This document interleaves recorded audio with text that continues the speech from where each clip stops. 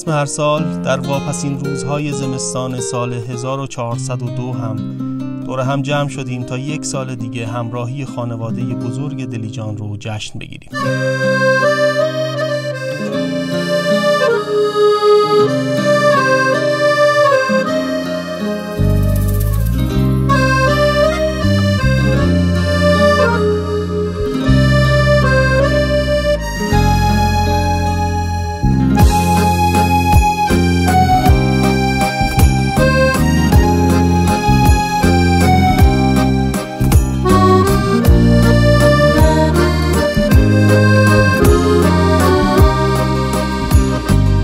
امسال هم گذشت با تمام فراز و نشیباش، با تمام سختی‌ها و مشکلاتش، با همه روزهای به یاد موندنی که گذشت و خاطره شد و ما تونستیم اون جایی باشیم که قرار بود باشیم، که تصمیمشو گرفته بودیم، جایی که شاید رسیدن بهش بدون همدیگه شدنی نبود.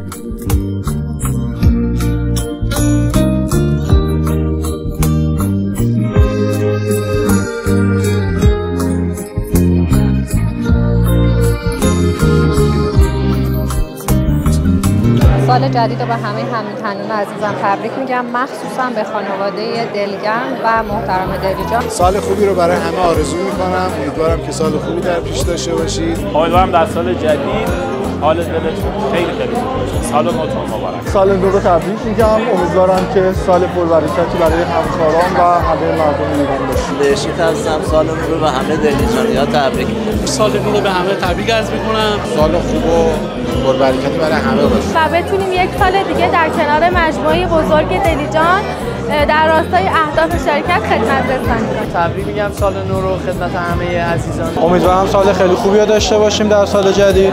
سال نو مبارک. خوشحالم که امسال عضوی از خانواده بزرگ دلیجان بودم. سال نو رو خدمت همه همکاران محترم تبریک میگم. امیدوارم سال خوب پر از رزق و روزی داشته باشم.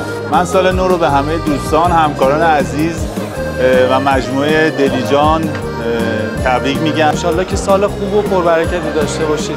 سال نو رو خدمت همگی دوستان تبریک میگم. امیدوارم که سال آینده سالی پر از برکت و خیر باشه برای همه. هم واسه مجموعه، هم واسه پرسنلی که اینجا دارن مشغول به کار. سالی باشی که همه با دل خوش انتهای سال بتونیم که دوباره دور هم جمع بشیم و یک سال پرباری و کنار هم بگذرونیم. سال نو رو خدمت سال نو رو تبریک عرض میکنم. انشالله که سالی آقا سال نو رو تبریک عرض میکنم. انشالله سالی پر از خیر و برکت باشه برای همه دوستان. آرزوی موفقیت روزافزون و شادی و آرامش نصیب همه خانواده هاشون بشه و کنار هم بتونیم موفقیت‌های بیشتری رو تجربه کنیم.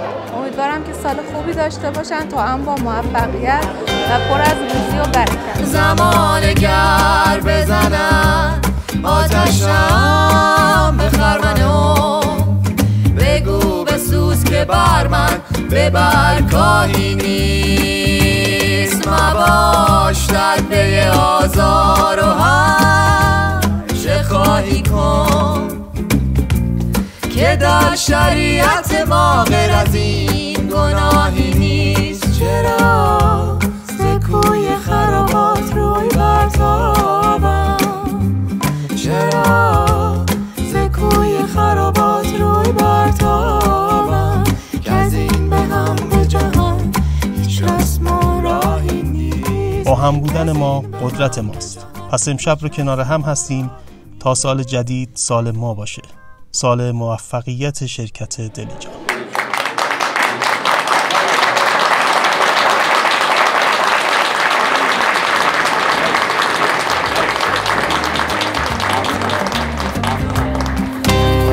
سال نو مبارک.